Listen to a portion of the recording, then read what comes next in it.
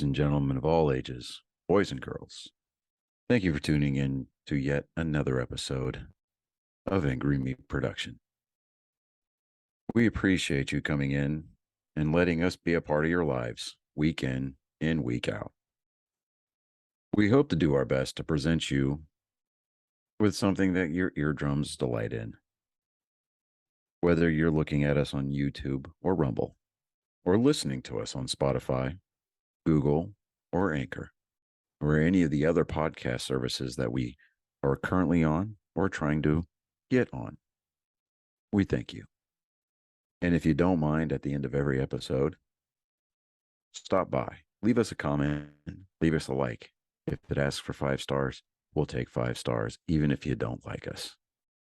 5 stars are what it's all about. With that being said, we hope you enjoy our attempt to make our advocation our vocation. Ladies and gentlemen, let the games begin. We here at Angry Me Production want to thank our sponsor, Mobile Notary Mindy. She's certified with the National Notary Association. She's also bonded and E&O insured. She offers a wide range of services including wills, powers of attorney, medical documents, healthcare proxies, living wills, certification of trust, assignment of personal property, HIPAA waivers, advanced healthcare directives, and 99 verification. You can find her on Facebook, TikTok, and Instagram at Mobile Notary Mindy. You can also visit her webpage at TexasMobileNotaryMindy.com. That's TX, MobileNotaryMindy.com. Thank you so much, and enjoy the show. Welcome, Angry Faithful. Today, yes, yet again, we have Red Pill Threads. And I'm actually wearing the shirt that I purchased, and you had to give me again because I love the first one. But I had to. I don't buy anything. You didn't learn the first time having me on, huh? You didn't learn the first time, so you had to have me on again. Yeah, basically. you said a lot of really cool stuff, and then after the show, like I always do, we ended up talking for a couple an hour and a half more, and I was like, oh man, we should have just kept on recording, shouldn't we? That's always the case. I went on a good conversation with a guy with like 4 hours after we got off the air. Yeah, we did like a 2-hour podcast, and we just kept on talking, and we were just talking some really cool stuff. I was like, why did I keep recording? I just have this like, no, I have the feeling that, in my head, it's like, oh, maybe we should stop talking because maybe we should just cut this off so we can, go. I do it all the time. People like, Tansy too, of Failure to Stop podcast, and Andrea up late. And BC Sanders, well, they'll bluntly tell me, it's like, oh, we got to cut this off. We got things we got to do and everything. And we're there for another hour and a half talking. It's like, we cut. Don't you have to go? I literally, I was like, I literally told them one time, I was like, listen, y'all told me to shut the fuck up. I'll shut the fuck up. I cut everything. Leave. Just leave. I'm ready for you to go now. You've prepared me. Yeah, I got things to do now that I think about it. You just remind me. Yeah, but it's awesome. I just love this is the reason why I do it. Just because, one, I record it because there's really some really cool conversations that go on. Even before the show, we were talking about some stuff, especially the stuff that we were going to talk about today, like how. And this was on Fox News. They're reporting on it, and I'm having a hard time sharing it, and so just bear with me until I figure out the logistics of this new system I got. But it was Fox News. If anything, I'll post it on the description. And Fox News was the Biden administration had the Treasury Department look into people that they're basically going over their bank statements. Yeah. And seeing where they're shopping and everything. Yeah, looking for keywords in the titles of their purchases. Which is a blatant invasion of privacy. That never stopped him before. Yeah.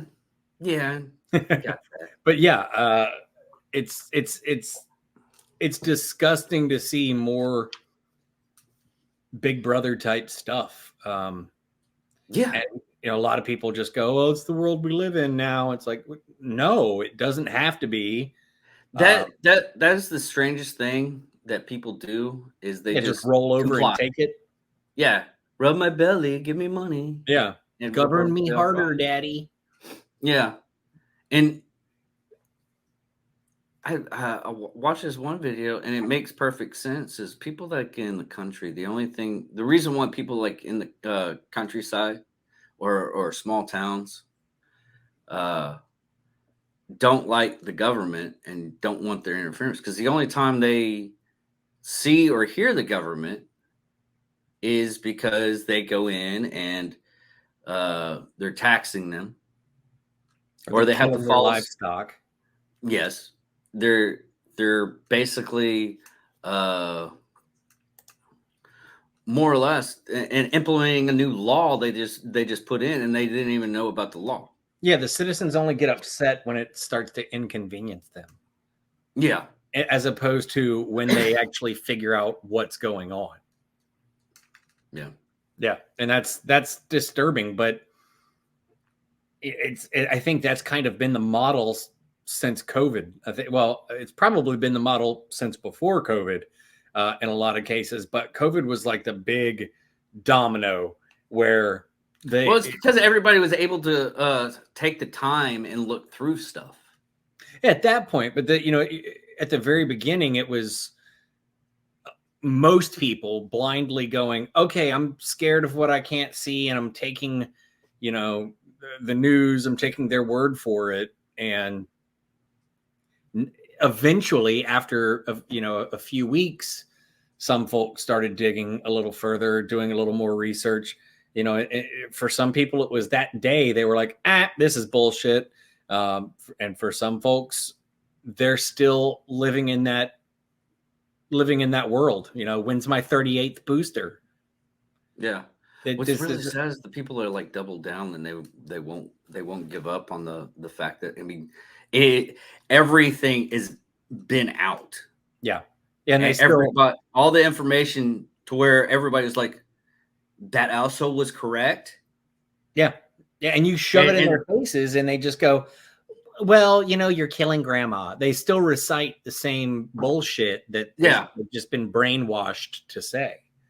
Yeah, I had and it's frustrating even if one of those people are your friends. I had a guy, he's a good friend of mine. I don't see him as often as I should. I need to check up on him. But we're going over Georgia's voting registration. Mm-hmm. And this is the time frame. The reason why I had to get into it is because of the sports aspect. Because they went from, I think, yes, it was Atlanta. They were going to have the all-star sport baseball game there, and they switched it to Colorado or Denver, Colorado, because Georgia's new voting laws. They were doing some stupid bullshit. And we're going after the aspect of how much they're taking away from that area because they have a new voting law. And he was sending me news articles. It's like, oh, this is racist because of this. This is racist because of this. And I was like, did you read the bill? He's like, no. Well, I don't have Neither did Congress. The news is telling me what to do. I'm like, okay, stop right there. I was like, you're just being a Republican right now. You're just being a Nazi. I was like, listen, I fucking hate the government. Yeah, I love my country. Hate the government. Let's go over the bill and see how horrible it is. Every statement that I went over, he was saying the most racist comment you could possibly say. Like, oh, like the main thing is like, oh, okay, you have to have an ID. Well, they can't get IDs. Yeah. What? How? Why can't they? I mean, everybody has to have an ID now. I mean, Yeah, not even a license, an ID. Yeah, I mean, it's actually a little bit cheaper, and you can get it with. I think you can get an ID when you're like 16. Yeah, or actually 11. I think depends on the state. I think, but yeah. So you can get an ID like really, really stupid easy. yeah, You in just my have to state, go. I think it's 16. Okay. But you can go get an. You can go. Yeah, get it's an not ID. difficult, and it Yeah, does, it's not and they don't discriminate. No. As long as you have a birth certificate, Yeah. it does not matter what color you are. I was like, are you? I literally, I was like, are you being serious, or is your mind still stuck in like the 1950s, 1960s? He's like, no, they. And then I was like, well, they still have the mail-in ballots for people that can't make it. I mean, it's mostly military people that do the mail-in ballot. Right. That's theoretically how it's supposed to go. We found out last election that's not how it went. Yeah. But anyways, and that's what it's for. And so they're still able to put their voice in, able to put their vote in. And he's like, well, they mostly work nights. I'm like, They? But dude, are you in the Klan? Yeah, You do you hear yourself right now? Blink. I thought you were like playing like D&D, and you said you were a grand master and you were playing D&D. You're not playing D&D, are you? You didn't know what it is. That was my yeah. I was like, dude, this is the most racist shit I've ever heard. And I've watched Blazing Saddles multiple times. Oh yeah, I love that movie. Where are the mail-in ballots at? Dude, if I see that shirt, I'm gonna laugh. We actually we just dropped a Malcolm X shirt, which I am very proud of. It's real simple design with one of his quotes. But I mean, as far as and we dropped it on MLK, which I thought was even better. But yeah, go check that out. We got a bunch of new stuff since you and I last talked. Yeah, let me see if I can pull this up.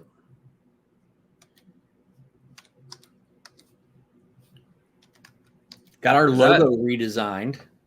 Yes, that I love. Super stoked about this one. I love the Guy Fawkes. Yeah, I've got a huge shout out to my buddy Kuiper.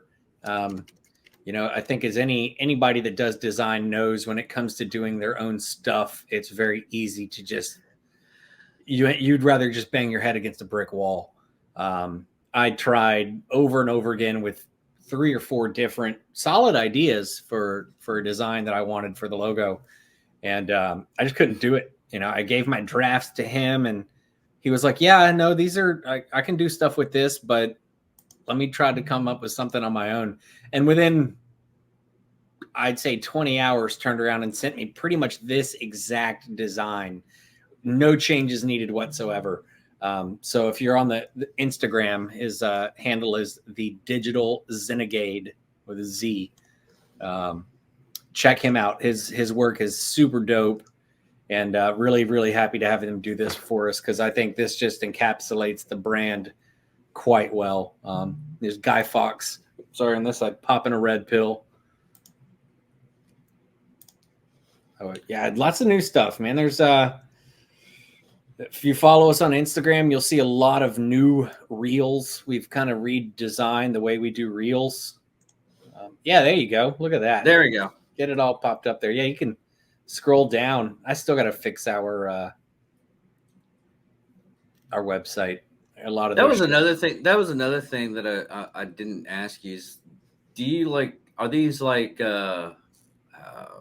B-roll models that you just pop yeah? in So for those, right now it is, but at this point I'm getting so many customer photos that I'm just going to change all those out for customer photos with their permission.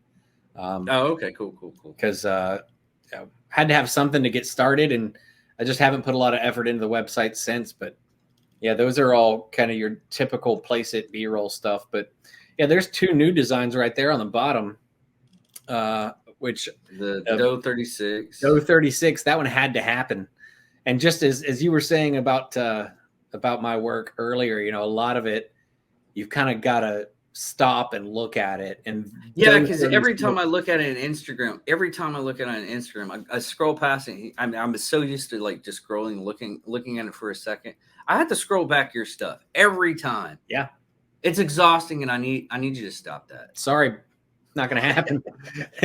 I love hiding Easter eggs in shirts, man. And Doe 36 got a bunch of them. It is awesome though. Doe 36 is definitely got a bunch of them. And then I did a Burn the Vatican, Save the Children shirt.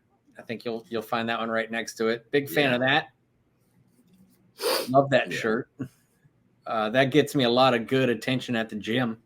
They love that one.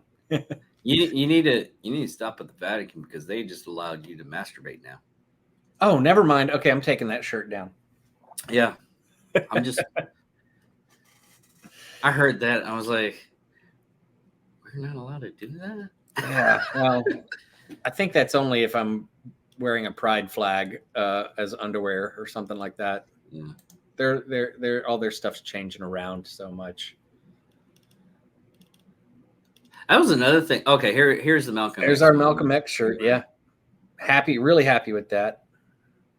So, and the actual quote, I had to just change one word because it's still true. The actual quote is, if you're not careful, the newspaper will have you hating the people who are being oppressed and loving the people who are doing the oppressing. And I had to change it to media just to make it more current,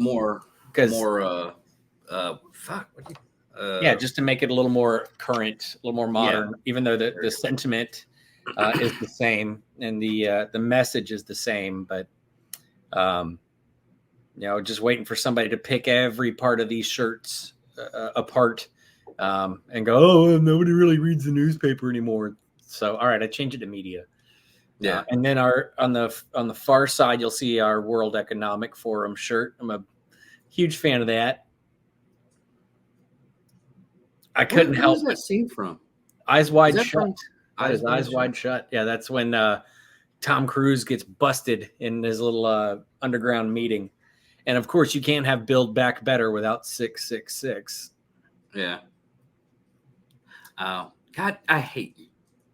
If you didn't explain it to me, I wouldn't have gotten it. I was like, why is that supposed to? What I love about doing it, it's kind of the same things, hidden in plain sight. And there our Bill Cooper shirt. I don't think if anybody knows who Bill. Dude, friend of mine. Oh, I gotta get that one. I'm buying that right now. Yeah, my only political stance is constitutional.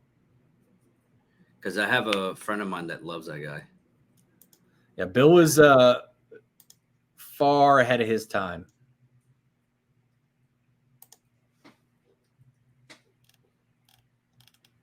Purchase that. Is that going through? Okay, there we go. There we go. I'll have to do the other stuff later. Appreciate your support, man.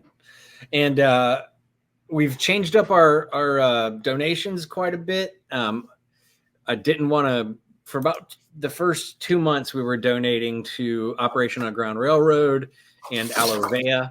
I got it right here. Yeah. There's 2 amazing charities that I really enjoy. What? Okay, that was another thing. That was one thing. Sorry to interrupt you. You're good. The ALOVEA one, I was trying to look up because I was trying to get a shout out to that your donations when I got the shirt. What is that? So Alovea, I don't know all of the ins and outs. That's something you'll probably want to talk to King Bao about. King Bao's a big part of Alovea. Primarily what they do is what Bao refers to as food technology, but they're a supplement company. They have a buy one, nourish one program, which I'm a big fan of. So they work together with Operation Underground Railroad. So a lot of the times where these kids and humans in general are being trafficked and being rescued out of those situations. Usually Aloe Vera will donate a bunch of their, whether it's supplements, coffees, nootropics, nutrition bars, what have you, will donate to them so they can start to help these people get fed and get some sort of semblance of normalcy. And kind of piggybacking off of that, the next charity that I began working with last month was Change Unchained. Tongue twister, but yes, Change Unchained. A guy named Troy Ushofer runs Change Unchained, and Troy was a Navy. I forget his title. Troy was relatively high up there in the Navy, and when he retired, he started what is called the Burn It Down Ranch. He and his wife moved out to 25 acres, and I believe that's southern Alabama, I think it's near the Alabama, Florida kind of area. But yeah, he's got 25 acres out there. They built their own tiny home, and then across the property built, I think they're building their 8th home now. And so they're building tiny homes to take in victims of trafficking, to give them a place to kind of reacclimate to normal life.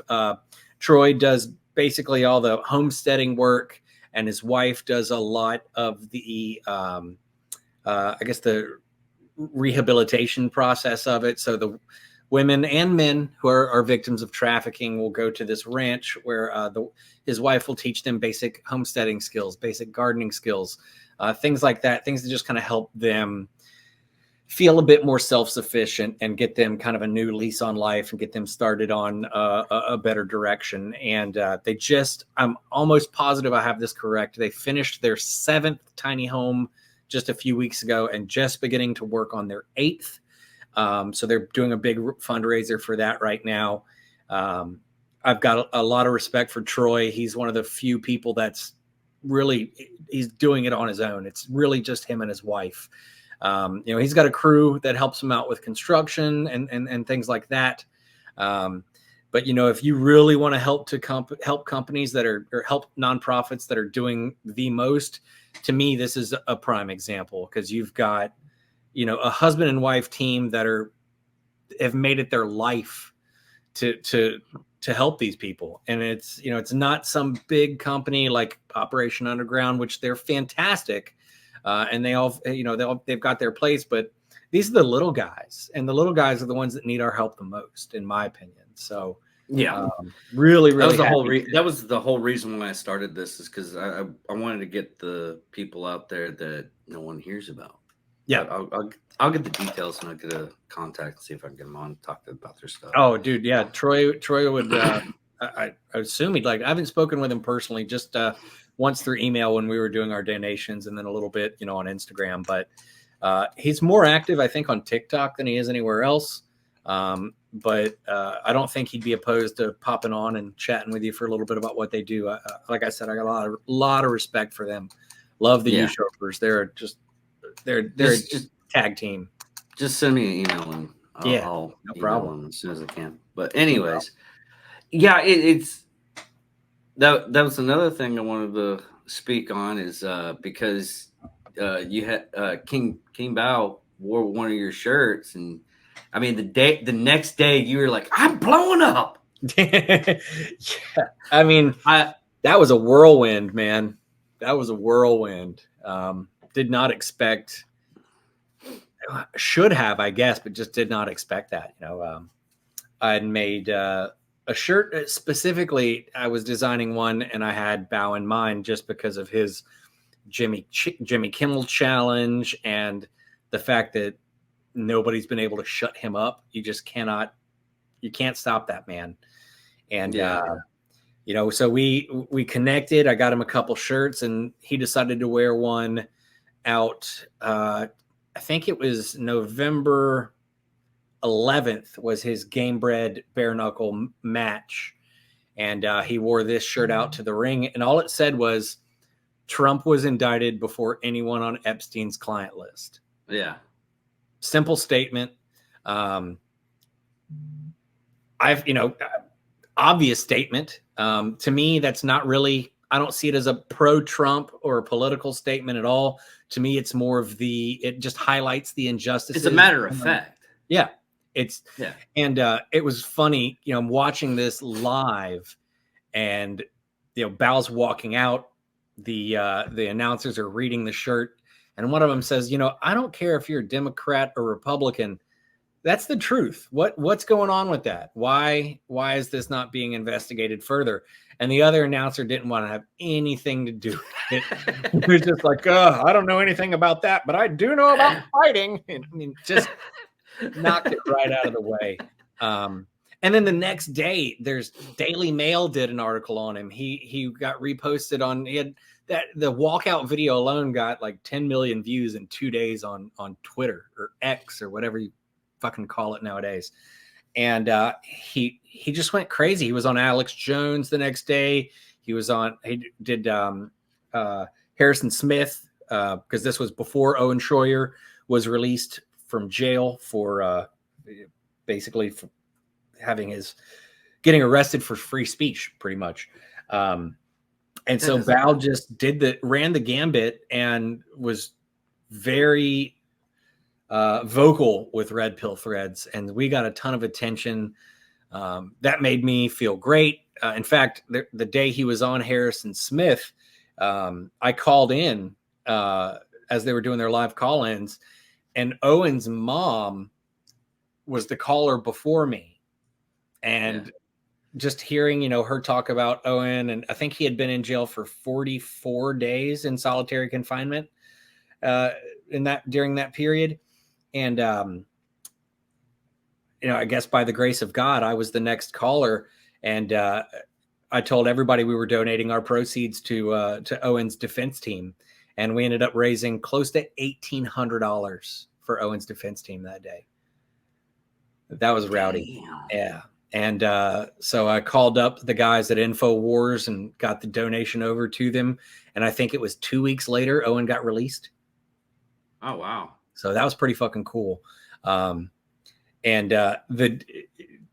even crazier, the day Bao was on Alex Jones. In fact, I think down to like the minute, my brother was actually in the hospital in renal failure. And Bao kind of shot me a text saying, "Hey man, I'm getting ready to go live on Alex Jones." And I think at the same time the text came in, my brother called me and was like, "Get me the fuck out of the hospital. I'm not doing this anymore." Because all they could really do for him at that point was steroids, and the steroids weren't helping. So just a crazy day, crazy time. Ended up, rescuing my brother from the hospital. At the same time, all this is going on. My phone's going crazy, and I'm sitting there talking to hospice. It was just wild, emotional roller coaster and wreck and all that stuff at the same time. That was another thing is, do you mind talking about what happened with your brother, or we're just gonna? No, it's still a little fresh. He did pass away. He passed away on the 30th. And that was renal failure. I mean, it was alcoholism. He struggled with alcohol for about 12 years. I've got a story about taking him to rehab. That's pretty crazy. But he lost his fight. The doctors told him if he kept drinking that it was going to kill him, and he just didn't want to listen. That was where he found his peace. So he just kept going back to it. I think he pretty much knew he was too far gone for a transplant, and I don't think he was willing to live that lifestyle. I really don't think he was. When it got brought up, he just was not interested. But oddly enough, when I took him to rehab, this was maybe 10 years ago. I flew him to Miami and flew back all in one day. And I knew if I flew him to Miami, took his wallet, gave him no way to get home, that he would have to stay. If he had no way to escape rehab, maybe it would work. So I went to pick him up from the airport. I think our flight left at like 6 a.m. So, and his house at the time was like a 2-minute drive from the airport. We were right there. So I picked him up at like 4:30, knocked on his door. He answered. He said, give me a few minutes and I'll be out. We went inside, and within, I'd say 5 minutes, I was waiting for him. He had knocked down a handle of Jack and a handle of Jose. Jesus. In 5 minutes. I don't know. Maybe he worked on them before I had even got there because he knew where he was going. But I walked in and both those handles were empty. And he was sober when I got there, but he wasn't sober by the time we got to the airport. He couldn't even get his belt off. TSA did not want to let him through. I had to plead with TSA, telling him, I'm taking him to rehab. You've got to let us go. And they did. They let us through. We had a 40-minute layover in Atlanta, and we had to make it from Concourse A to Concourse D in 40 minutes. Or that's a challenge. And I was doing it with a shit-faced, at the time, obese man who's quite a bit larger than I was. And I had spent the entire plane ride from where we live to Atlanta holding his head in a barf bag, and with the stewardess coming by and changing out the barf bag every 15 minutes. And luckily the lady next to us, just an angel out of nowhere, said, I explained to her the situation. She had kind of butted in and said, I see you're struggling. If there's anything I can do to help, let me know. And I said, I got to figure out how I'm going to get him to the next plane. And she offered to wait with him while we got a wheelchair organized. The flight attendants called ahead and basically got everything organized for us when we hit the ground. And we were able to they let us deboard the plane first. And we got him in a wheelchair and just hauled ass with the wheelchair in tow to the next plane, where we got off at Miami. And I literally wheeled him out the door into the back of a black van, just dumped him in the van, and I had to hop right back on a plane. Going through security at that point was really fun. That was, we made it through security no problem the first time. It took a little bit of coercing, but that second time going through security without him was even more tough. That was the whole turn your head and cough kind of thing. Yeah. That was a lot of fun. But yeah, we left where I live at 6 a.m. and I got back at, I think, 1 or 2 in the morning, same day, or the next day. So yeah, that was wild, but I don't think we'd have done it had that lady not been sitting next to us and offered the help and had the flight attendants we had. It was just a wild situation, but it worked out. At least it worked out then. Yeah. But yeah. So that was why we had so much trouble getting scheduled for that second podcast. So yeah, I totally understand it. I've had a lot of we'll just say unfortunate luck with people who passed away and everything. Some really horrible, some really, really, really horrible. So I'm one of those people that's like, dude, you got to do what you got to do. I mean, I appreciate that. That just, I even told you, it's like, if you just need to call me, just call me. Yeah. I'm the type of person who's like, I told these people up the people I made friends with at the gig I did. I was like, I'm one of those people. If you got my number, you have my number. Yeah. Call me within 24 hours. I'll get a back up to you. But give me that 24 hours. Right. And it's just, it's a human thing to do. Yeah. And it's nothing like everybody's like, oh, I can't believe you do this. It's like, why aren't you doing this? Yeah. Yeah. It should be human nature. Yeah. But when you're in the middle of all that grief and you feel like a burden to everybody, and you feel like you're just making more trouble than you're helping. And I was a fucking wreck for. Still am, but I guess when my mom passed, because she was like, this is like a month before 9/11. Yeah. she committed suicide. I was a wreck for that entire month. My command at the time, because I was still in the military at the time, my command is like, we don't know what to do. Take as long as you need. I took a month. Wow. I took a month, and I got everything I possibly could to get together, and my command was literally a lifesaver. That's insane. That's awesome to hear. That's really awesome to hear. But now, and Troy, during that time, you should definitely talk to Troy from Change Unchained. You guys have a very similar story. Very similar. Okay. Now, this might sound weird or something like that. When you have that kind of travesty, but the same time frame, you're having success. How are you dealing with both of those emotions when you're actually doing that? I have no fucking clue, bro. I don't know, man. I mean, it's tough because you want to be very grateful to those people who put you in those positions, but at the same time, you don't want to unload all your bullshit on them. And I'm I'm a really honest person. I don't sugarcoat things, and I will overshare all the time. And so, as all this is going on, and Bao is hitting me up about, hey, I got this plan and I'm doing this, and I got the guys from InfoWars hitting me up, and I've got other podcasts that are hitting me up. I'm like, my brother's dying. Like, I'm with you. You just got to give me time. Some of them will. Some of them have just kept on going. I've had a few people that I've lost contact with that I've really tried to reinitiate that contact with, and it's like that ship sailed already. I'm not in the spotlight anymore, so that they're not worried about it. But it's a really strange mixture of elation and fucking devastation.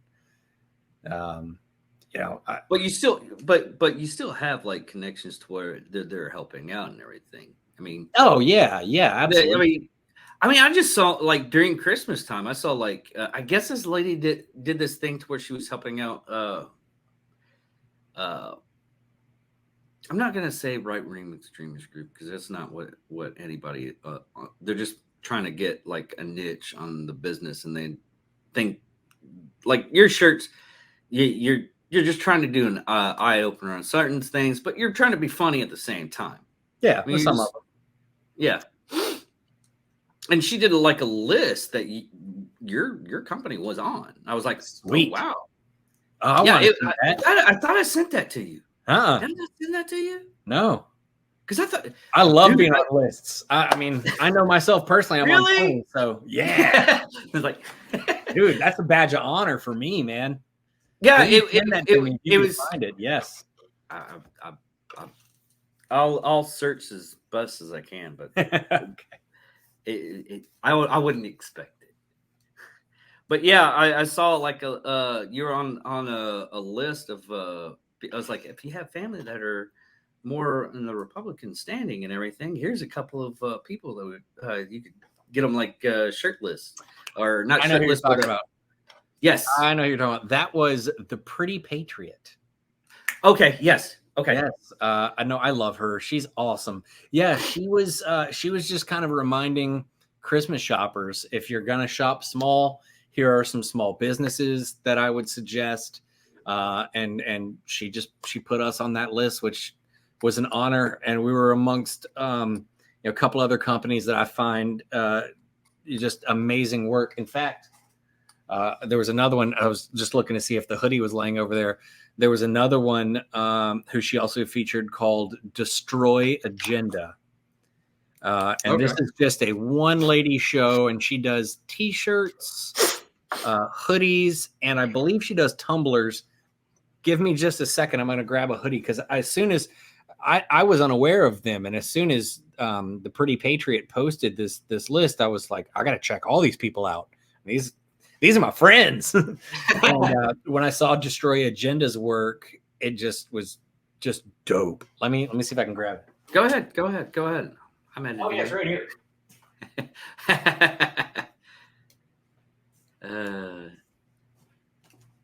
I'll show. I bought this for my wife because I had to. I'm just going to show their logo first, which is just sick. Hard to read on my screen, but yeah, Destroy Agenda. Okay. Her hoodie is, just splatter bleach, and you can see her the process on her TikTok. But okay, I mean, how can you not love that? That is okay. Yeah. Fantastic. And I think she's on, I think she's at like a 4-week lead time because I mean, everything she does is handmade. They're all unique to one another. Really? Yeah. She'll make another one that looks very similar, but because the way she bleaches everything, it's not going to be not one shirt or a hoodie or whatever is going to be 100% the same. Yeah. The front graphic is going to be the same, and I mean, good Lord, these things are soft. Like, my wife was very happy. I got her this, and then I think there was another shirt that she makes that says "America needs Dexter right now for pedos." Yeah, which I thought was fantastic. So I bought that for my wife as well. And forgive me, I cannot remember the other people that are on that list. I do follow them. I know a lot of them make some really cool stuff, and yeah, if you're gonna shop for clothing like that, small businesses, man. I mean, we're all small businesses, and we all try to do the best we can. But you've got your companies like Grunt Style and 9 Line Apparel, that they started doing the same thing we're doing, but they're huge now. And I mean, there's nothing wrong with that. More power to them. I'm glad they're kicking ass. But then you've got smaller people coming up in the game that, are trying to get their name out there. And, we've all got our place. Everybody, the stuff that comes out of our brains is all going to be different, even though we've all got a similar message. Unless you're the Chinese government and they constantly steal ideas. It's the Chinese period, dude. Have you had a problem with that yet? Oh yeah, absolutely. The day Bao walked out in that shirt, if you Googled King Bao shirt, there were 30 to 40 different websites that were all ripoffs of my shirt. Oh yeah, that fast. Oh yeah, the day. Jesus. Yeah. How have you gotten into the have you had to sue them or anything like that? Fuck all that, man. Dude, that's such a waste of time. Why? Okay. Why bother? I mean, I'm gonna let them do what they're doing. Maybe they'll make money. Maybe they whatever. Do your thing. I don't have the time or the energy to worry about that kind of shit. I was pissed that day, but yeah, I was instantly over it. I mean. Yeah, because a lot of like t-shirt companies and everything. I mean, even I think it was OP, the Anthony guy, the new singer that just like popped up out of nowhere. Oh, I forget his real name, but he's Oliver Anthony. Yes, Oliver Anthony. I mean, he wore a shirt on a stage for a charity group, and he's like, he got a phone call for the people at the charity. He's like, "Hey, why are you selling those shirts?" He's like, "What are you talking about? I'm not selling any other shirts." I was like, "No, the shirt that you just wore, it's online right now with 15 different companies." So it's like that fast. Oh yeah. Yeah. I mean, it's like, if that thing is about to go viral, if whomever knows and they have the means to mass produce this stuff, all they're going to do is make a quick digital copy and throw it up on a website and start selling it. Yeah. It is what it is, man. People gonna grift. It's just, that's true. You can't stop them. Hey, another thing that I was wondering is how much of a problem was it to get the shirts out during the Christmas time frame? Last minute shoppers and everything. It's like I ordered a shirt one time and I got it in like probably about 3 months later. Oh yeah, I mean, that's part of the season, man. I mean, if people aren't shopping ahead and planning ahead, especially shopping from small businesses that don't keep inventory on hand. I mean, I state very plainly on the website, I do not keep inventory on hand. Everything's made to order. So, we've got like a 2-week lead time in some cases, and around the holidays it stretches to 3 weeks. And then when you also have, postal companies that don't deliver things on time, that could stretch to 4. But we actually did pretty well over the holidays. I think I only had maybe 1 or 2 customers that were a little miffed that they didn't get their order in time. But at the same time, they were placing their order on the 18th when I'm, even if it wasn't the holidays, I wasn't going to get it there on time. That's you're giving me a week. I don't have a week. Sorry, everything's made to order. That's the only reason why I don't go through like companies to buy gifts. I get like ahead of time gifts, or I'll just like plan ahead. every day of the year is Christmas for me. I'll just there you go. Like, oh, that's cool. There you go. I was like, what is this for? Well, just remember come Christmas. And it was like, just remember for Hanukkah. I'm not Jewish. You are now. You are now. Yeah. Kwanzaa, whatever. I went in on Kwanzaa because I was like, is that still a thing? Apparently it's still a thing. I haven't heard anything. I went in and found out it was actually invented in the 70s. I think I have no knowledge on Kwanzaa other than no one does, even the people that do it. Yeah, I'm out of all that. But yeah, holiday stuff's always just people don't plan ahead. They don't really take into consideration, especially with small businesses. When they very plainly have on their website, like, "Hey, we're a small business, and if you want to order this tumbler, custom made tumbler from us, we got a lead time." That's just how it is. And people don't read; they just get upset. I've had that happen with several customers. Within 2 or 3 days of placing an order, they say, "Where's my shirt?" Getting made. Like, I'm not Amazon. You're still your shirt's still on the griddle. Yeah, I mean it's still just how we do. But I wouldn't be able to afford doing this if I kept inventory on hand. I mean, I have 72 different designs available on the website. Yeah. I'm not going to keep 72 times however many sizes times however many colors. No. That's actually a smart way to do it. Yeah, I'm not doing that. I mean, if you go on the logistics side of things, I mean, there are certain companies to where as soon as you buy it, it goes through a different company, but you're doing all this stuff in-house, right? No, I don't do anything in-house. Nope. No, I do not have. It's basically what I was describing. It was like you send the orders to a different company. Correct. So yeah, I have a printer that I work with directly. So they have all my designs on file. So if someone places an order, I then go to the printer and say, "Hey, I want this design on this color shirt in this size," and then I'll get it printed. Okay. Yeah, because a lot of there's 2 styles to do it. You do it yourself, which I'm not gonna lie. Nowadays they have it set up. It's so easy to.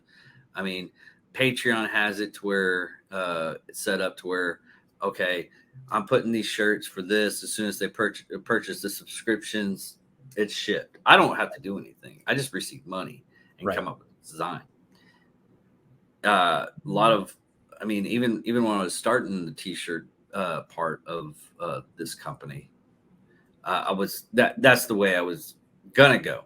Right. Until I realized I can purchase the t-shirt printers for $3,000, and I wasted $3,000. Yeah. Sorry. Yeah, I wasn't even going to start by making that mistake. Which, I mean, I shouldn't have called it a mistake, because for some people, the way they work, that's the way they want to do it, and that's where they want to spend their time. I don't want to spend my time printing the shirts. I want to spend my time designing the shirts. Yeah. So I mean, if you have a niche on one way, it's better to hand it off to something else. Exactly. And we've I mean, got you gotta, a local print company that we love, and they get really great deals on these. They're Gildan shirts that we use, and I'm able to go down, check everything out. Most of the time, I don't have to do anything but just send them over the files. But I don't have to worry about quality control. They take care of everything because I know what they do is top notch because that's why I picked them. So, but there's a lot of other companies that'll do that for you. It just depends on, it just depends on finding a local, whether it's screen printing or direct to garment, or whether it's some sort of like vinyl transfer, whatever it is.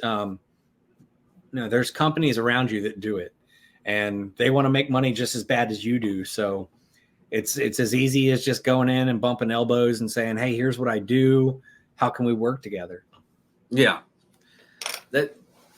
It's really just like, I hate to say like a symbiotic relationship. That's basically what it is. Yeah. It's like you're putting out ideas on a one scale, and they're making it for you, and they are just sending it out. Yeah. You don't have to do anything to send it. Yeah, they are in the business of printing shirts. Doesn't matter if it's little league shirts or if it's a bowling league or if it's a church group or if it's whatever business. Their business is printing shirts.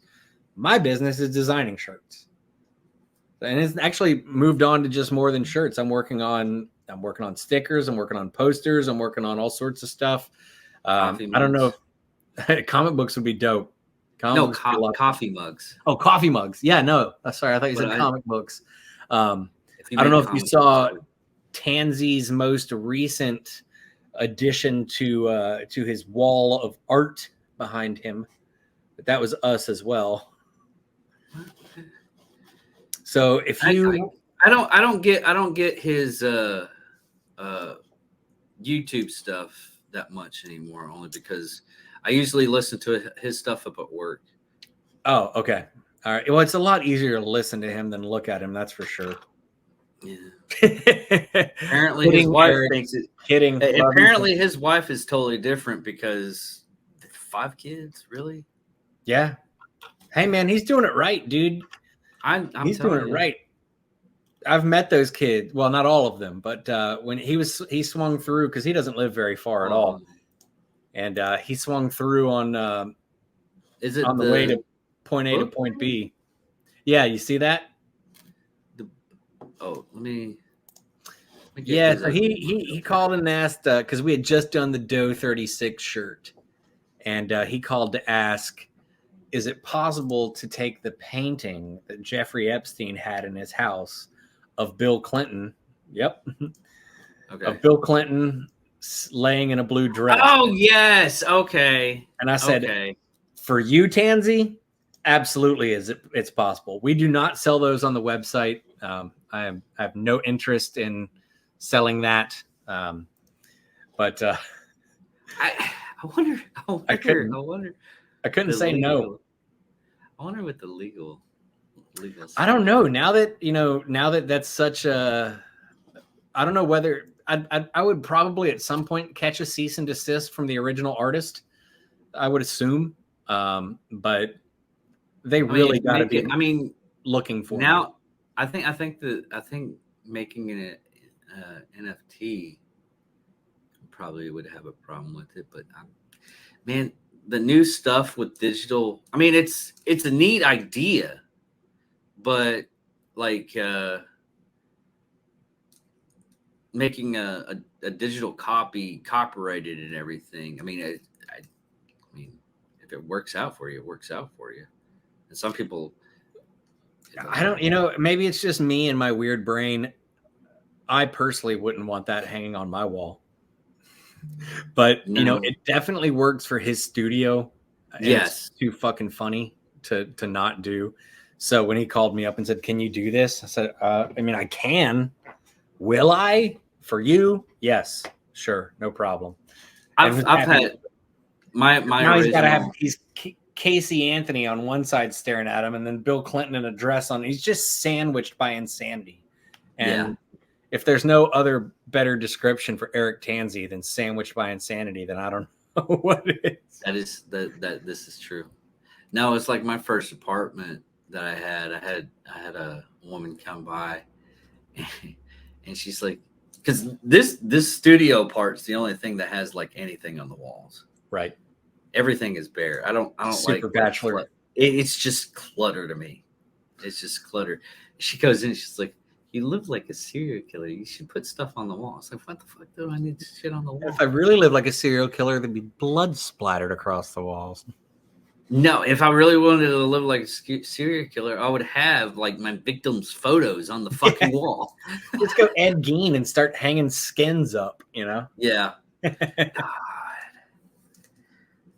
Speaking of the macabre, I would love to hear more about the ghost type stuff we were talking about earlier. I can't do anything about that until it's the same thing about your shirt. Understood. All right. It's one of those things.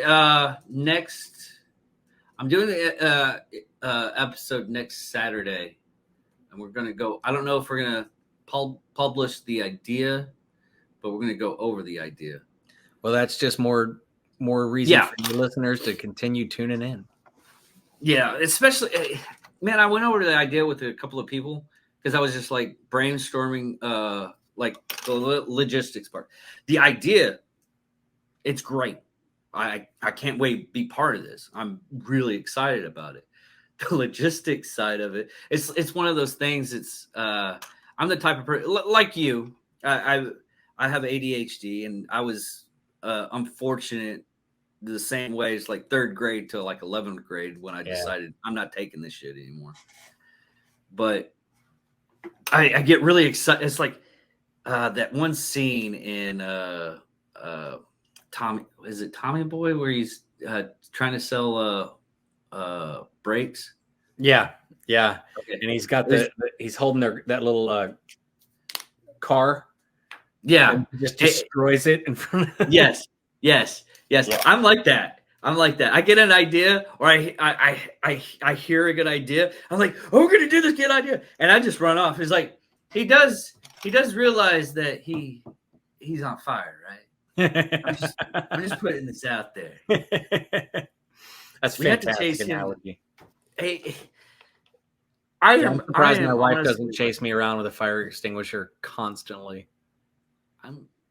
If she does, she probably does, and I just don't see her. Too busy. I have good friends. Because you get focused on something, you finally get focused on something, you've achieved that part, and you're so happy about it. And then you go off, you're like, I'm focused and I'm doing this. He's on fire. People, put him out. Yep. Guilty. I'll just run off with an idea. It's guilty. But yeah, the one thing I can speak on like little stuff that I want to do with the show. Like, I don't want to do like what all other ghost hunting shows do, is make it fake. Yeah. I mean, if the whole thing, the way we're going to do this, you're going to be entertained. You're definitely going to be entertained. But if you don't see the ghost, you're not going to go out unhappy about it. You're going to be wondering, it's like, I'm going to have to watch this again because I don't know if they saw a ghost or not. When you make that the furthest thing from the point of the show, then you've succeeded. And you're surprised when you do it. Exactly. Yeah, it's just like icing on the cake. Oh, they got a ghost. You're happy with them. You got to love that. It's just a little sugar on top. Oh man, I'm just so excited. We can talk about Cold Case Files. Yeah, I'm about to do the. It's a long one. I'm about to do Black Dahlia. Oh, that sounds fun. So the Cold Case Files that I was referring to before we went live, if you wanted to do the Black Dahlia in that manner, essentially the idea behind it is you get a cold case of beer. Yes. And you try to solve the mystery by the end of the case of beer. I am not doing that. There's I can barely keep concentrated sober. You just got a 30-second show where the first 25 seconds is you giving just a little bit of information on the case as you're drinking the beer. And the last 5 seconds is you going, I don't know. Sold. That's my kind of show. I'd watch that. That'd be funny. Is I Short wake format. No, what's really funny is waking up and have to edit it, and like you're going through. Just having to watch yourself drunk for a few hours, going Black Dahlia. It's like okay. not even that. You're like, oh, that feels better. You got to edit it drunk too.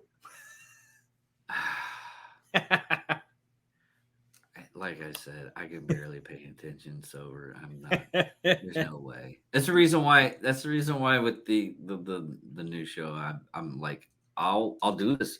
I'll share in the dream and the walk with you, but I'm not drinking. I hate that feeling. You got to be the one that heard the sheep. I will be the squirrels. I do that all the time. I mean, I did that like on the Drinking Bros podcast. Okay. All I was doing was drinking water, and there was a guy from North Carolina. He went to the show because his mother was like in the area. Ross over embellished the whole situation because it was his situation technically. But what had really happened was I got this couple I've been talking to the entire night. And the girlfriend was like, hey, I need help putting him in the vehicle. He's a big boy. I was like, okay, yeah, I'm sober. I'll do this. Got him into the Uber, went to go pee, went to go back outside to have a cigarette, seeing everybody almost from the entire podcast area. And this is probably about 50, 60 people. Outside yelling at this car. I'm like, and I'm like happy I helped somebody out. So I'm in euphoria going. It's like, why is everybody outside? Are we party outside? This is gonna be awesome.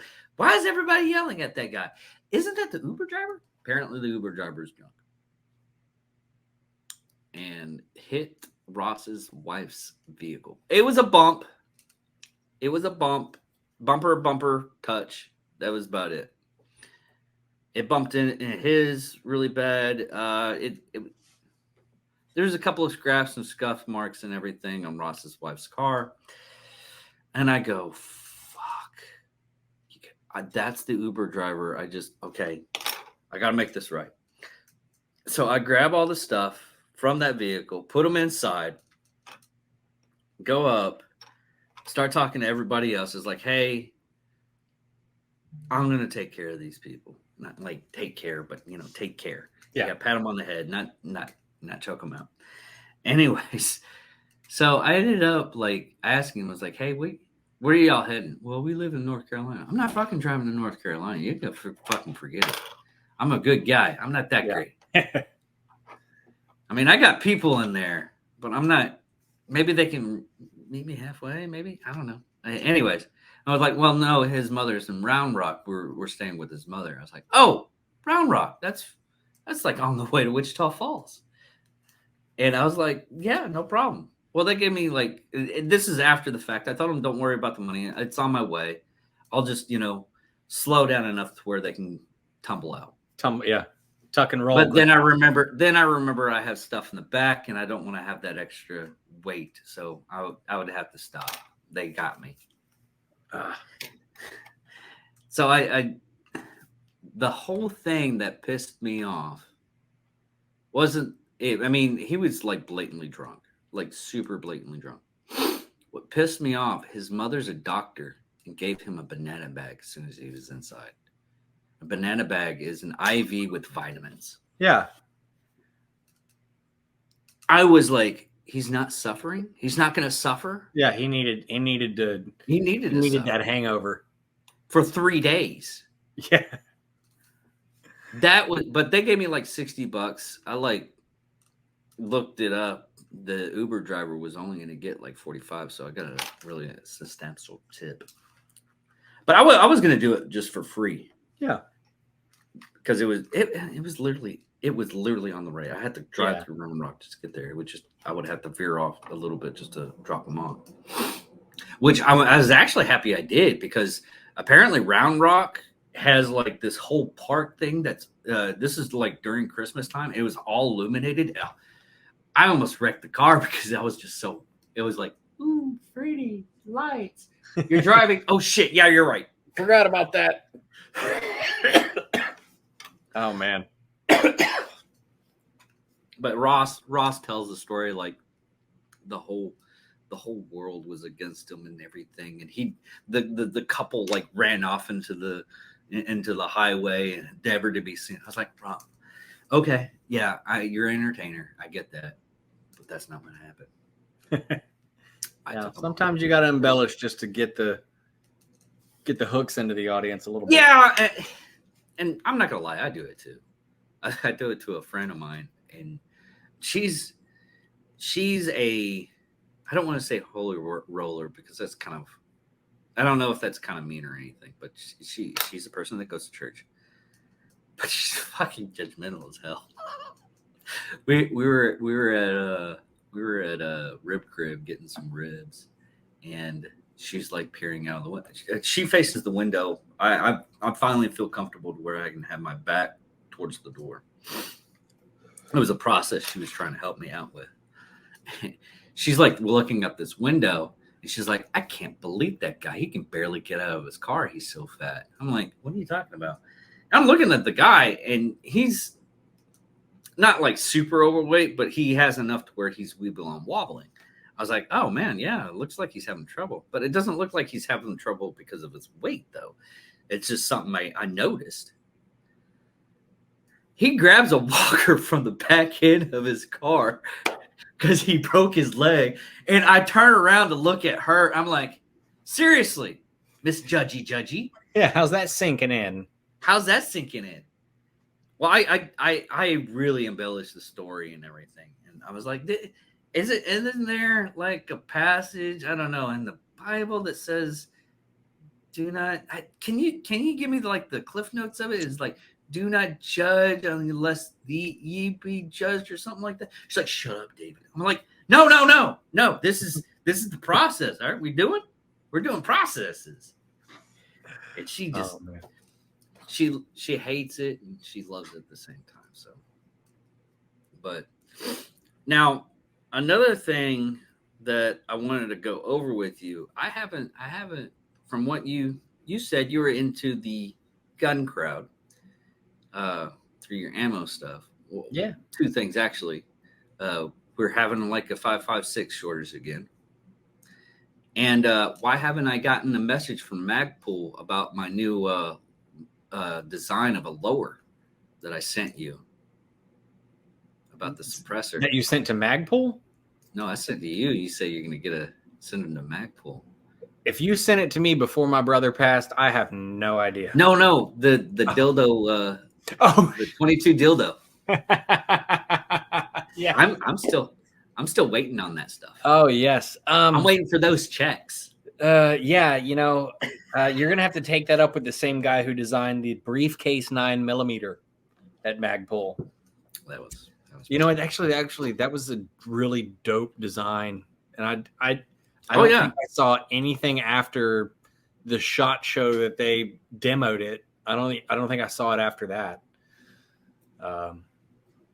Yeah, I don't know. That needs to happen though. That's a pretty one. I would love to just be able to carry around a little lunchbox looking thing and transformer.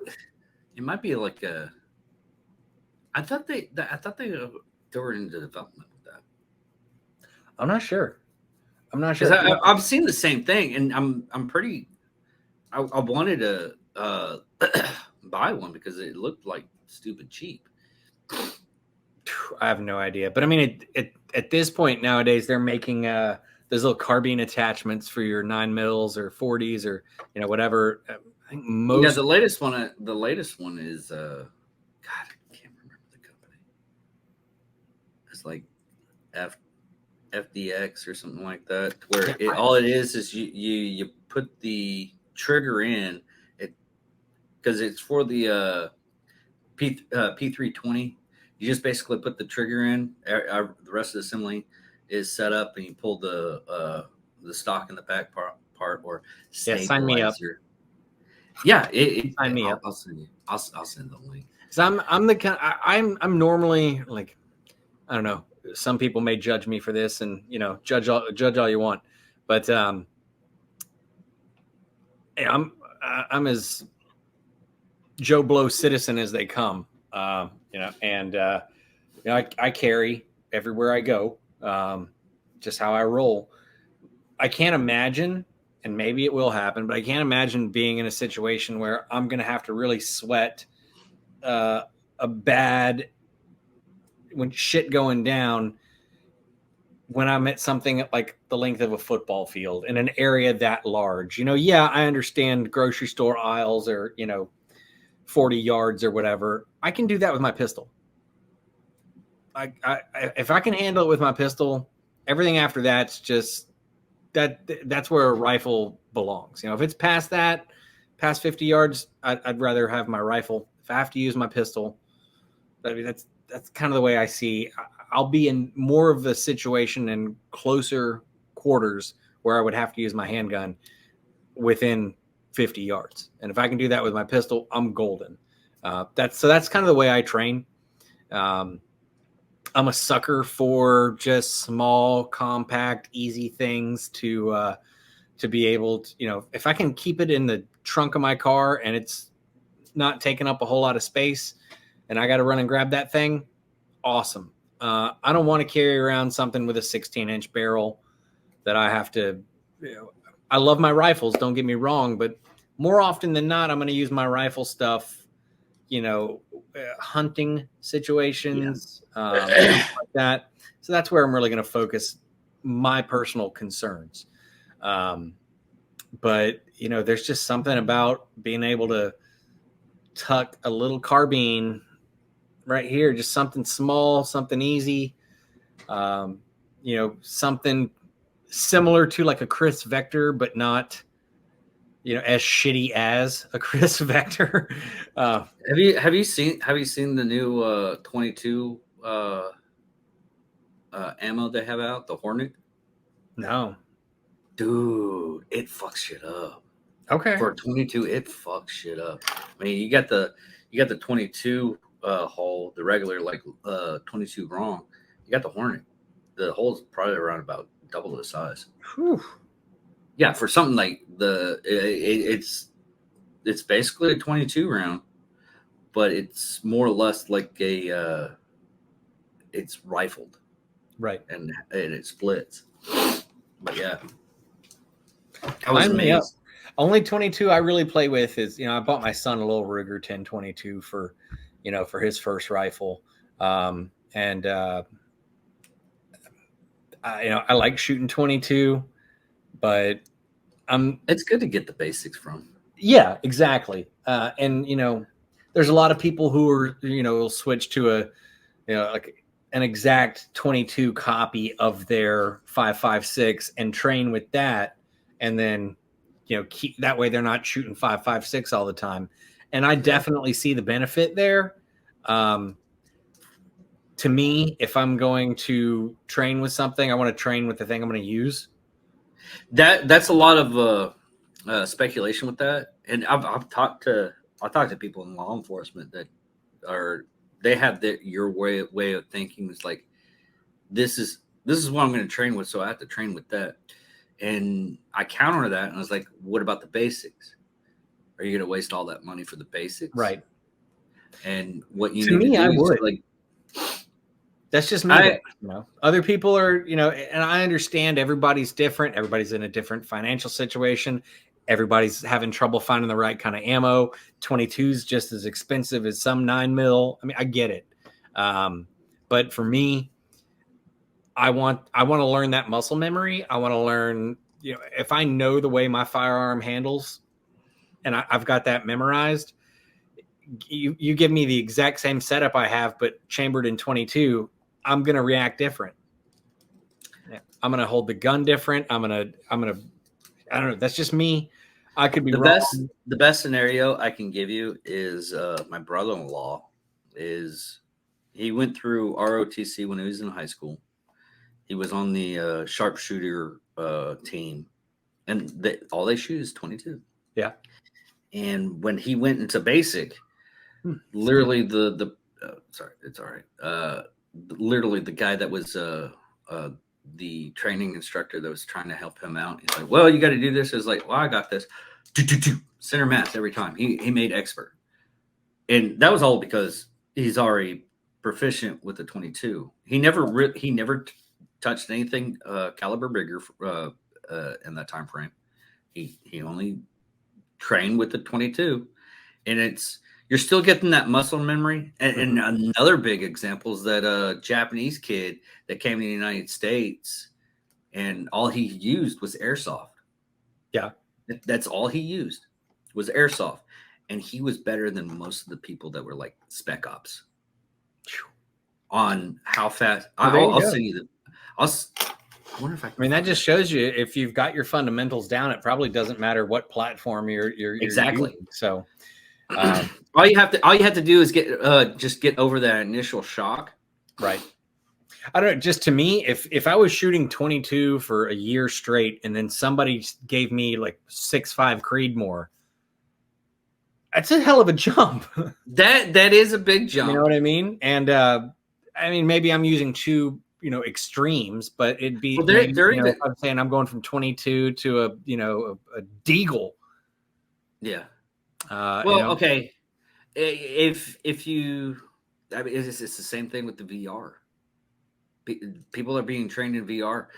They went out, they took these people that were just training in the VR. They never touched a gun ever. And they were surpassing the people that's only trained with weapons. Well, it's definitely, I mean, you're training in the situation and you're training in the scenario. And that's important, They're doing the Texas Star. Okay. Like it's nothing. That is difficult. Yeah, that's impressive. Yeah. I mean, they're like ping, ping, ping, ping, ping, ping. And after they're like, oh man, I missed one. Have you ever shot before? No, right. No. This is my first time. Really? That sounds like my wife. Yeah. She's a dead eye, man. I don't know how she does it. My daughter did the same thing. I mean, she's never held a gun and everything. She was really scared. And as soon as she went through I was like, Maura, you're going to have to aim a little bit higher and not just go for the crotch. But I like shooting there. It's effective. I don't. It's maybe not as effective as, the T-zone or something like that, but it's effective. Yeah. I'm going to react. Yeah. I mean, every man in the vicinity is going to react to that. Yeah. Like, oh, yeah. Something about those ladies. Most of the time they're natural. Just the way they shoot is, I remember the first time I went shooting. It's not really women either. Tansy did the same thing with the taser gun. Well, I wasn't really talking about correlating the shooting in the balls. I was talking about just the natural ability to shoot. Oh, okay. Yeah. But yeah, I can see Tansy just no matter what the No, he did do that. He there's a short on my TikTok of him describing the situation where he tased a chick in the vajayjay. No. Okay, I'm gonna have to go scroll TikTok for that. Yeah, I mean it's the highest viewed. I mean, why does that not surprise me? Dude, I put stuff on there where I think it's funny and everything, and then I put his stuff on there, and it just blows up. It really pisses me off. A fucking Tansy.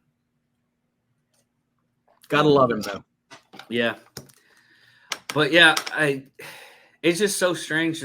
I mean, there's your world of thinking on how to shoot and everything. and there's other things that people aren't comfortable with because it's new. Right. That there's a guy that could that on one of the shows that I was watching, he impressed another guy because he literally showed him stuff that he didn't know about his own guns, how to dislodge and take apart and everything, because he did it all in VR. Yeah. Okay. It was, it's just strange what the learning process nowadays. I mean, a lot of people like they laugh about it and like, oh, you can just find that on TikTok or YouTube how to put something together. Yeah. And it, until you actually see it, it's amazing about That's the learning younger curve. generation, though. I mean, that's, you know, the sub 25 generation. They don't go to YouTube. They go to TikTok. Yeah. They search it on TikTok first. And what's really strange is a lot of the I mean, you're not going to really get away from like the largest search engine known to man, which is right. Google. And Google's attached to YouTube. But it's to the point now to where people are searching TikTok for places to eat. Yeah. Yeah. I mean, TikTok's, well, I was going to say TikTok's taking over, but the more people I talk to that are, you know, whether they're content creators or influencers, whatever term, they hate it. I mean, yeah, it's their bread and butter, and yeah, it's, you know, it's what they do for a living in some cases, but they hate it. A lot of people are going to YouTube just so they can do a little bit longer form. Yeah, and they're making a little bit more money. And that I'm gonna do this real quick because I'm kind of curious if it actually happens. I'm gonna have to watch the episode again. I should have done it a little bit earlier. But like and subscribe and hit that bell note to get it an extra episode of Angry Me Production. But apparently, the reason why I did that is because you saying it apparently puts it up automatically on YouTube. Well, you're an hour and a half in before you said it, so I know. I'm late. I think you're supposed to get in like the first 10 minutes or something. You know, I don't like the way you think sometimes, there, boy. You're making sense. I don't like it. I just design stupid shirts. What do I know? Yeah, I know. That's another thing that kind of irks me and pisses me off, because if you actually talk to a person, you get the insight of how intelligent or that stupid that person is, right? And how they wanting to influence other people. You the first thing that's going to come to mind when people see you and everything, they're going to go, "Oh, he just makes t-shirts." Okay, good, fair enough. He makes money making t-shirts. I've known a person that he worked at our university as a gardener for X amount of years. They fired him, laid him off, and now he's a millionaire because he kept up his job. Yeah. Is it intelligence? Maybe. Did he use his craft that he learned for a long period of time to make money? Yes. Was it beneficial in getting laid off? Absolutely. Yeah. But the stigma that we have with I guess labels. I mean, that's the best way to do it, is label. I mean, they'll look at a person. We'll just use you as an example. He just makes t-shirts that has like weird stuff and everything. But what you also got to look at is like your legitimate job is IT, and you worked in but yeah. I mean, you had an IT job. You had to learn, you know, what a lot of people got pissed off. It was like learn how to code. I mean, my focus was like server administration, network administration, things like that. So actually, I never touched code. I did a little bit of SQL and stuff like that. It was never specifically for what I did. It was at one company I was at who was having some trouble just essentially sorting out their customer database. So I learned a little bit of SQL for that, but I hated it. I hated it. Oh, like me, I could do a whole I could program a whole entire robot Do I like doing that? No, it is so fucking boring. Yeah. It is, especially if you've got some sort of random syntax error that you have to search lines and lines and lines of and code. and this is like gigabyte of lines, and Yeah, that's no fun. And Forget it. just to put it in perspective, a book is probably around a whole book downloaded onto a laptop or a computer or a phone or whatever. It's probably around about not even kilobyte, which is very, very small. That's the smallest Right. you can get. It's probably a Really? little bit. That small? Yeah. Damn. Books don't I take that figured much it'd be, space. 40, 50 megs. That was gonna be my guess for a book. You can, for a book, you can get a book probably around about close to a meg. Maybe my brain Probably is about 800. taking it into like full PDF form. Yes. Because if you're doing like PDF, RTF yeah. or something like that, it's going to be much smaller. So yeah, maybe. Yeah, PDF form, it's very small. I mean, if you want a high dev, I mean, who wants to read shit in high dev anyway? Oh my God, that H is so crisp. Yes. Babe, did you see how crisp this Q is? Yes. Yeah, Because I usually get PDF up. But then you're going into a gig of lines on, and the basis of what you're trying to get this robot to do is, go in, move down at this exact spot, clamp it, move it to a different location, go back to its station. And that, oh God, it took me, and I did the programming on my own, and it took me a good, I would say probably about 72 to 78 hours just to finish up the program. Forget it. I could be playing World of Warcraft. Yes. Stop. Sorry. Stop telling me I have an addictive personality. I had to do it.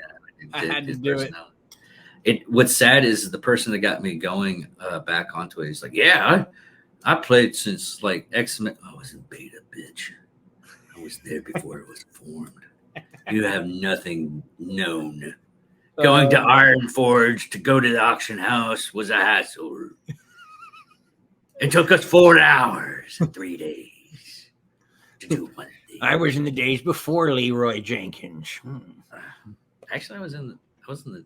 Well, technically, yeah. I was technically, because I did beta, and then eventually. I mean, here I am talking about it like I know anything about it. I know nothing. I had to explain Leroy Jenkins one time to somebody. Yeah, that's about the most I know of World of Warcraft. Is that? Oh yeah, that. I mean, even Jamie Lee Curtis loves it. She loves World of Warcraft. But I had to explain, because we were playing another MMORPG that I'm playing is Division 2. Okay. Which we got into it because of COVID. Yeah. I got reintroduced to it because of COVID. Because it's a whole storyline during COVID. One, but I played D1 and I loved it. But then the 3 guys that I played with all the time were also the 3 guys that I went to the range with all the time. So we just decided to quit playing Division and start doing real life Division shit at the range. It's a whole lot more fun.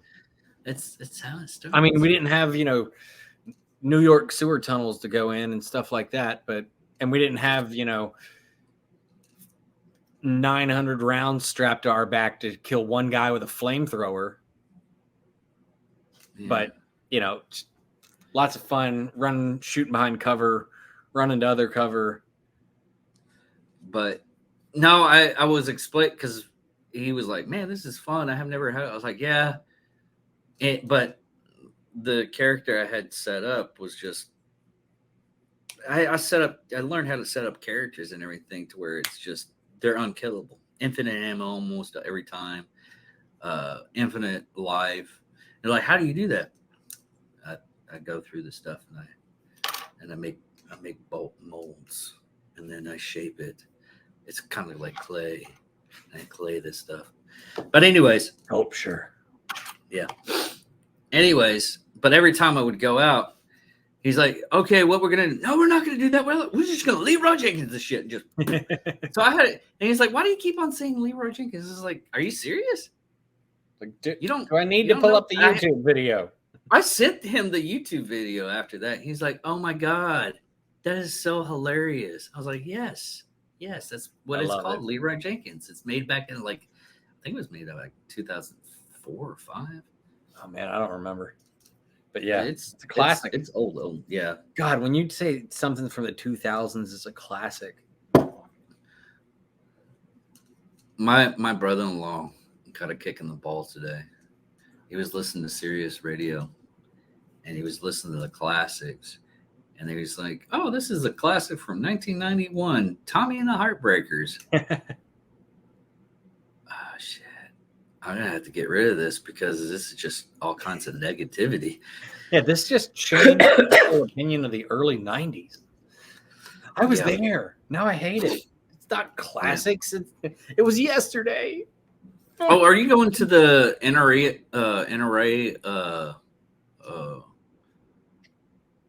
Was it like conference? Like it's going to be in Dallas this year.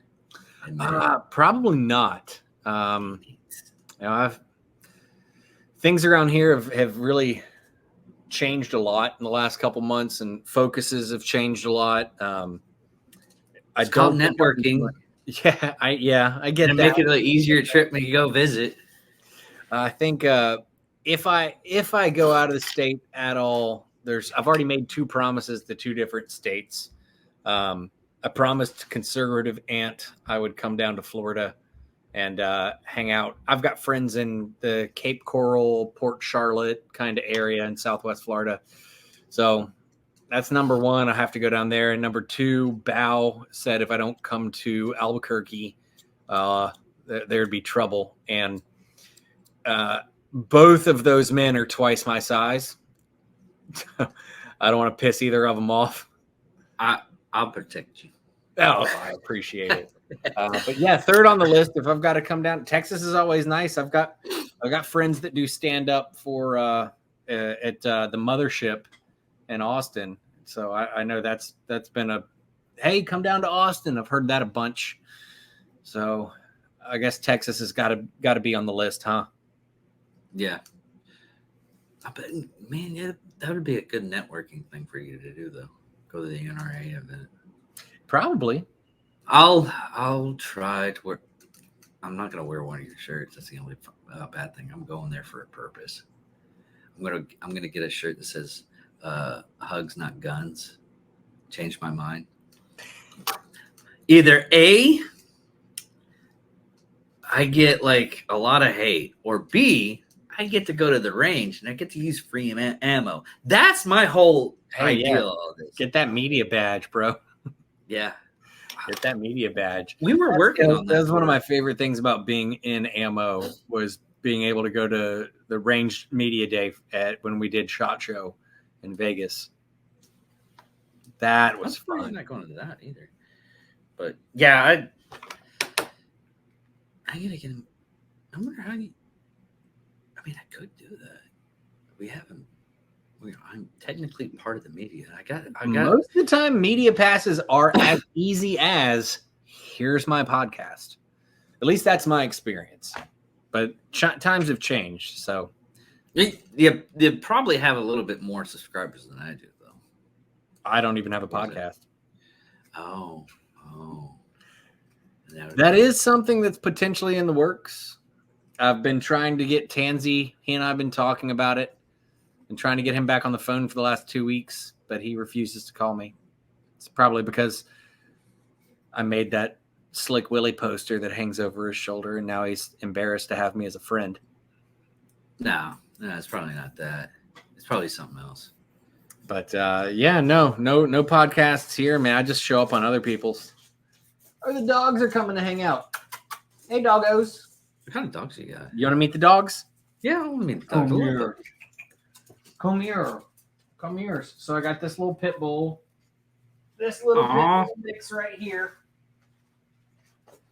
Who is just a little... Oh, she's scared to even look. Can you say hi? Hi. Hi. So this is Nymeria. She's a sweetheart. She's our rescue. And then let me see if I can get our. This is the first dog I've ever purchased. You just stolen the other ones? Yeah, we stole the other one. I've always rescued dogs, but this one we bought from a breeder, and she's the best. Aww. Was This that a is Shar-Pei? Polly. She's a Shar-Pei. Yeah. So I mean, just Aww. the amount of wrinkles is just ridiculous. Yeah, they are wrinkly. And you have to really get into those wrinkles with Shar-Peis. Oh, yeah. Well, you know, she's actually pretty clean. We don't have to do a lot of only when we bathe her, and she doesn't need to be bathed a whole lot. As long as you just keep them real clean. But you can see, I mean, she's as black as midnight, but she's just a wrinkliest little thing. And she, I think, out of God, I don't even know how many dogs I've had, but she's been the only one that we've purchased, and she's been the best. She's literally been the best. Just she didn't come with any attached trauma, so she's just the most trusting thing ever. She doesn't. You can pick her up, roll her upside down, throw her around, and she's just like, "I love you." She's great. So my uncle had like a lot of Shar-Peis. That's why I love those dogs. They're fantastic, and she's technically a miniature. She's only about 32 pounds. Now you know your standard Shar-Pei is only going to get about 50. Oh, they're pretty tall. I mean, I my uncle had one. It was probably around. I'm trying to show it on the camera, but it was probably around about 3 or 4 feet. Yeah, and she's only about. I think she's like right at 33 pounds. Yeah. Why is everybody going for miniatures nowadays? They're easier to feed, cost less to feed. Just get a ranch. I prefer smaller dogs. I've had bigger dogs, but at this point, I prefer smaller dogs. That was another 40 pounds is my limit. That was another thing. I ended up. I think it's on Pluto. I don't have to pick up giant dog turds in the backyard. Yeah, that's nice. But I think it was on Pluto, and they were doing a documentary on dog food. Because I ended up going on this trail because of the egg cost at the time. Okay. Everybody was saying it was the fires. Which that was part of it. The reason why is because a lot of the companies caught on fire. Either you go with the whole conspiracy that they did it on purpose, or it was because of someone trying to get like insurance money and everything. But how many different? I mean, it was a pretty fair number of. It was 15 big factories. Yeah. I mean, well, one or two is a coincidence. Okay. 15? Yeah. You're absolutely right. It was just too much of a coincidence. But what was happening at that time frame was people that ended up like here in Texas, we have a new law that you can have farm animals and anything you consider like livestock, you can have in a residential area now. Oh, Betsy is. Yeah, you can have a front yard to all your beef cattle.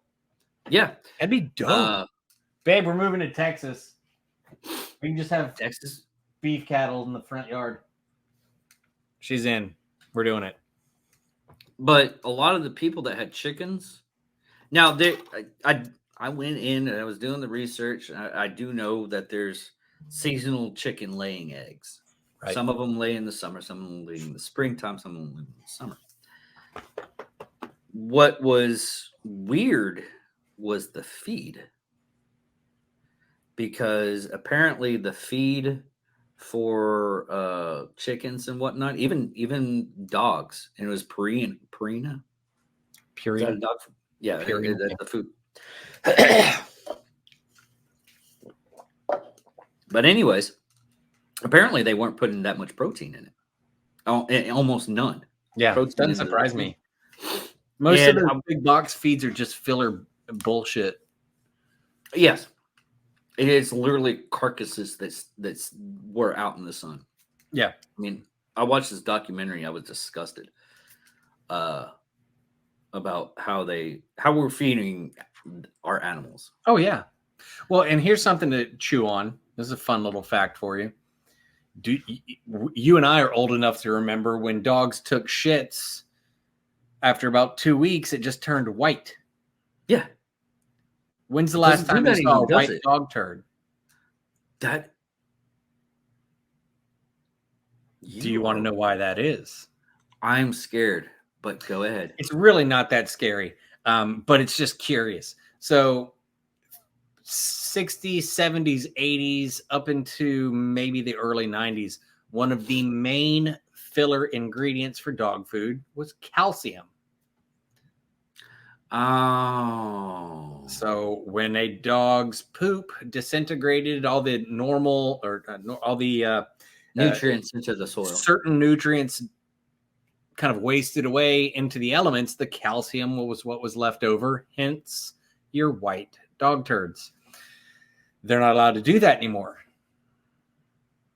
So they're allowed calcium, but not that amount of calcium. Is it harmful to the pet? I mean, I don't think that.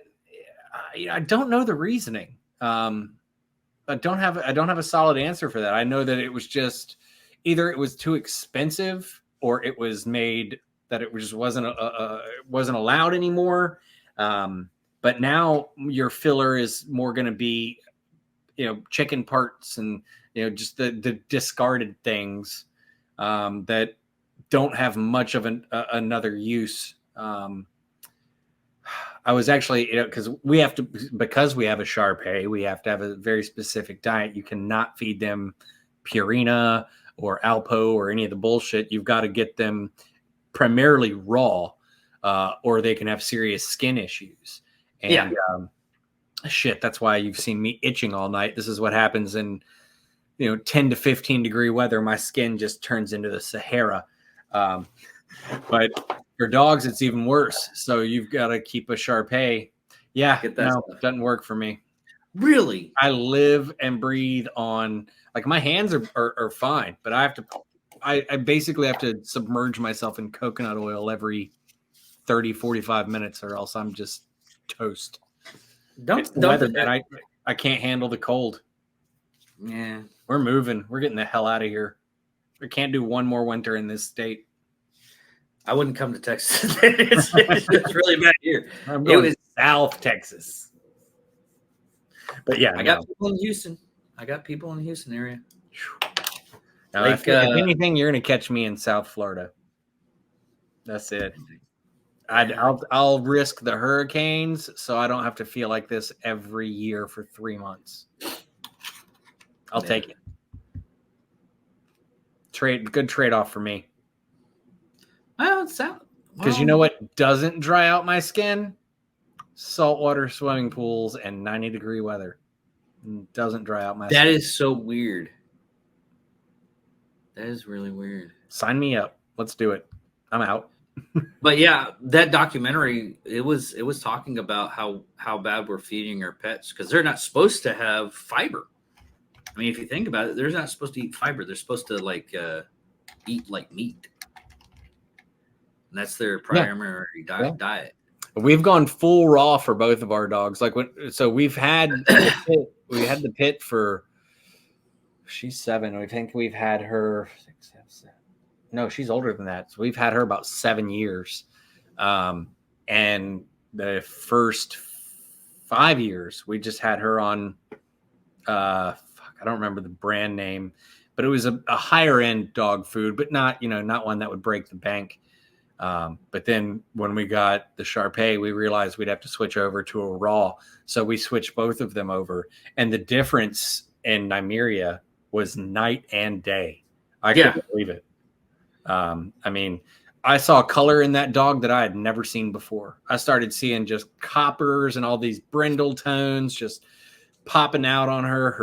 Her coat stayed super slick, and she never had any problems to begin with. But I didn't realize that we weren't fully nourishing her properly until we got okay. And now both of them are on a raw diet, and that actually changed our diet. We've eliminated pretty much any processed foods that we can. Is that sad that you fed your dog something and then you're like, I've been fucking up? Yeah. I did that too. I mostly eat not fully onto the carnivore diet. There's I have to have like a it's because my families are prone for diabetes. Right. So I have to have a little sugar. Yeah, you got to balance the diet. Yeah, I have to balance my diet, but I mostly eat meat. And I've always ate just meat. People are like, how are you this? How are you this? I eat meat. Yeah. But that's pretty much what we've not necessarily that we've switched over to, because we were heavy meat eaters before. We just stopped buying all of our meat at the grocery store years ago. Luckily, since we're out kind of in the cut, we've got farms all around. So, and everybody's got, beef cattle. So we just go over that way and go, hey man, we need half a cow. Yeah. Stock up the freezer, and that's that. It's like $6,000. I already looked it up. It's not that hard. And people look at that price point and they're like, $6,000 for, half a cow? Or it's like, well, do the math and look at how much meat you eat throughout the entire year. And if that amount lasts you an entire year and you're getting a higher quality cut, you're getting it GMO free. And here where we live, so far, they're not allowed to use mRNA vaccinations on the animals, which is funny because they can do it to us. But for animals, they still have like 5 years of testing that they have to go through. But we can get basically GMO free, free range grass fed beef. And, it's not strictly grass fed because grass doesn't grow in the winter. Around here, they can't. Where are they going to get the grass to eat? So they have a balanced diet, and we've switched over completely as of I'd say the last year. But we've been very aware of it over the last probably 6 years. And my wife makes our own tomato sauces, salsas, whether. You name it, she's figured out a way to make it. So if we don't grow it in the garden and make it ourselves, we buy it from a neighbor who does. And you need to start looking up at honey. Oh yeah, we've actually, dude. I was pissed off when I found out if you get like honey from a store, how much of it is like corn syrup. Oh, it's all bullshit. Yeah, synthetic honey. Yeah, it's a very easy way to tell the difference between real honey and synthetic honey. If you put it in a bowl, put them in a kind of a shallow bowl and put water in and kind of swirl it around, synthetic honey will just not really move. Natural honey will reform its shape to that of the honeycomb. Yeah. It'll kind of look like a honeycomb pattern. We actually have a few beehives behind the house, but have not started our own apiary yet. We've got several local companies around us that do it. So we can just go get honey from our area, because that's the best thing for you is honey from your area, especially for allergies and things like that. Yeah. So, if you're eating honey from 4 counties over, it may not have the same allergens that you have in your county. It probably does, but just using that as example, if you're eating honey from the next state, you might not have those same allergens that the same pollen that the bees are using. So the antibiotic properties and the allergy resistant properties that are in the honey are going to be different. So we don't do store-bought honey. Yeah. But anyways, well, I gotta go eat. Now you made me hungry, man. Yeah, I know. Next time we do this, we'll do it Tansy style, where we just got steak and eggs and we can eat dinner while we're doing this. It's not as bad as you think. I mean, it's horrible for the listeners, especially on a long drive, because all they hear is it's like, is he getting a blowjob? Is he eating? What's going on here? Why am I supposed to be? Am I supposed to be aroused? But thank you for coming on. Thanks for having me, bro. My podcast. But Garrett Couch, check out his Red Pill threads. They're all the rage. And goodbye. See y'all later.